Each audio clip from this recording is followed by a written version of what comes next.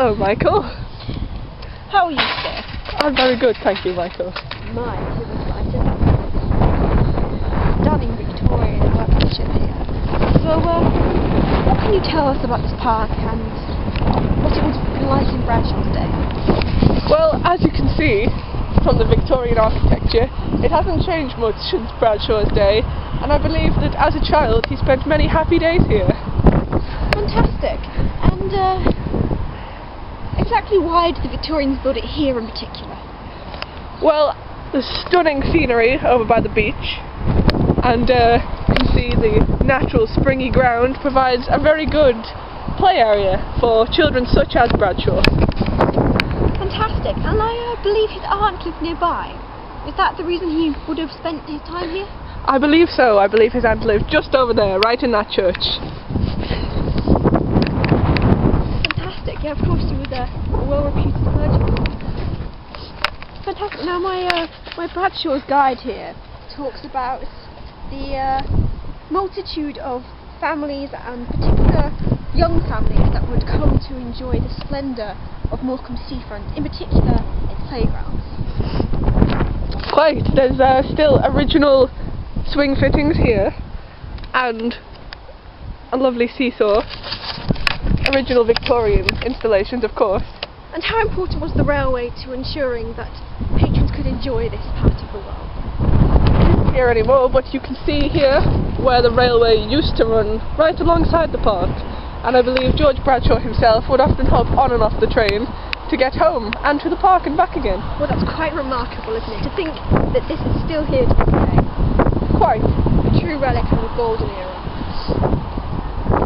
Very nice to meet you, Michael. It was splendid to meet you too, and thank you kindly for this.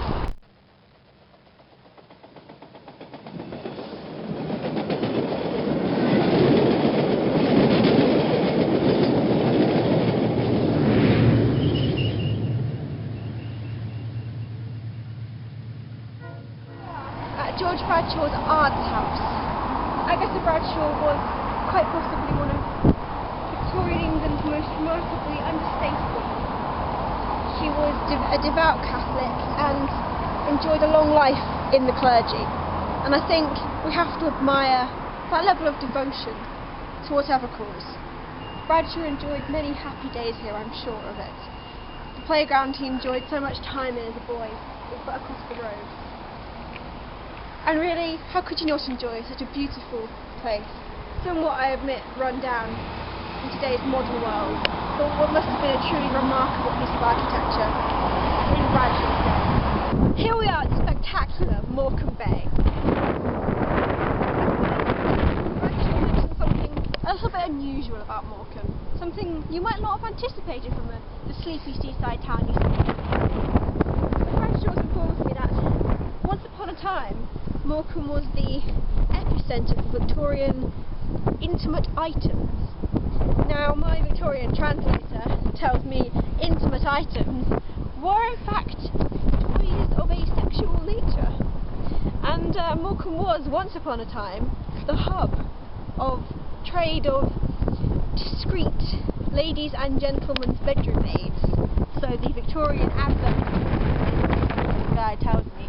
And with me today I have, quite unusually perhaps, an expert on just that. Yes, Morecambe itself was something of an epicentre for the dildo trade. And as you can see here, I have an original Victorian wind-up dildo.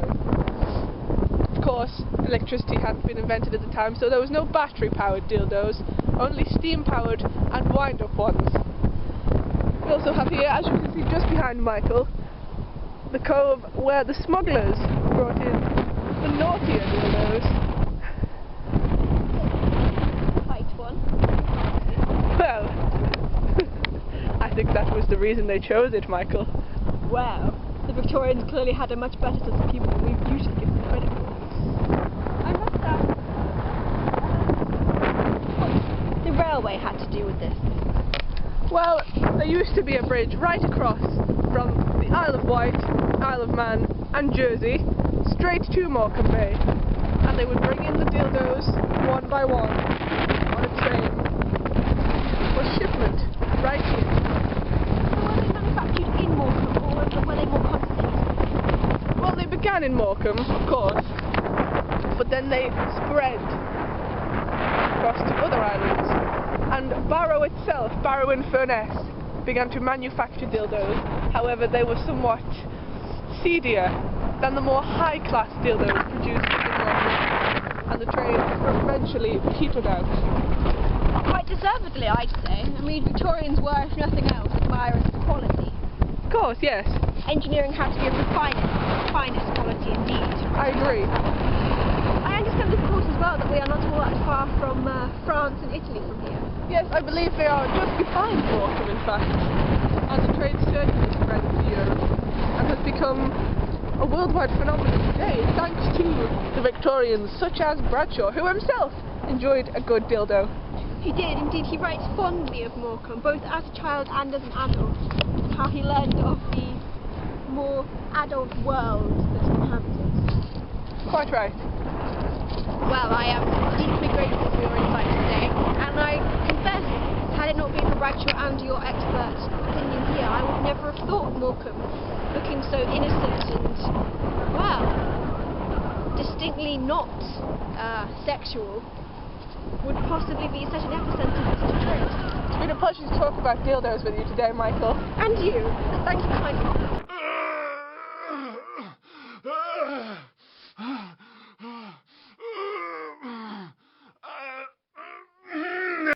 are outside Morecambe's iconic polo tower. Local legend states that a giant was dancing a traditional Lancastrian dance here and dropped his tube of polos. But more interestingly, in our case at least, there is a note here in Bradshaw's guide which mentions his aunt supposedly brother 3 times removed from the cat on the top of this very tower.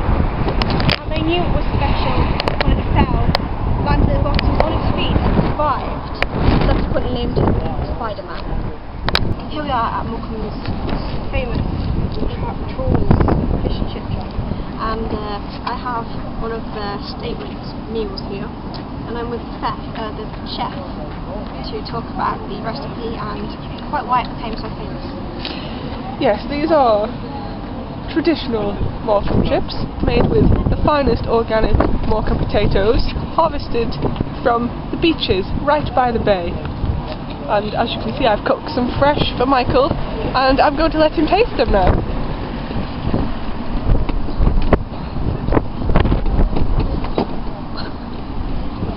Absolutely delightful. Thank you, Michael. I see that went down well. I'm on a diet, of course, so you understand it's difficult for me to finish all of this, but I shall nonetheless do my best. It looks absolutely sumptuous and tastes even better. Thank you.